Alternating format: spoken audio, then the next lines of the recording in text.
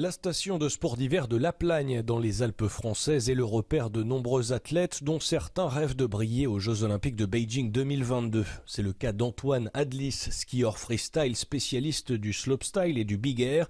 Le jeune espoir de médaille commence une très bonne saison. Je me sens bien, j'ai fait un podium en Coupe du Monde il y a de ça 2 semaines, donc je suis super content de ma 3e place, ça prouve que je suis encore là. Et même sur les skis, en règle générale, j'ai passé des super entraînements et je me sens en confiance.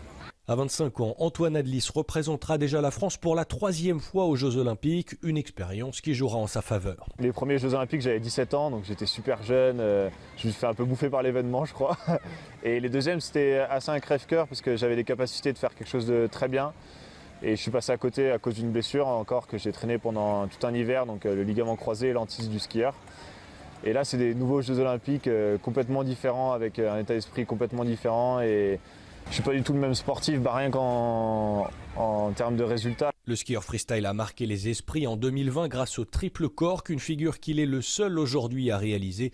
L'originalité est l'une des grandes qualités d'Antoine Adlis sur laquelle il mise pour les JO. J'ai prévu quelque chose qu'on n'attend pas, ça c'est sûr. Je vais créer un petit peu la surprise au jeu avec un nouveau saut, en particulier que je travaille depuis un moment.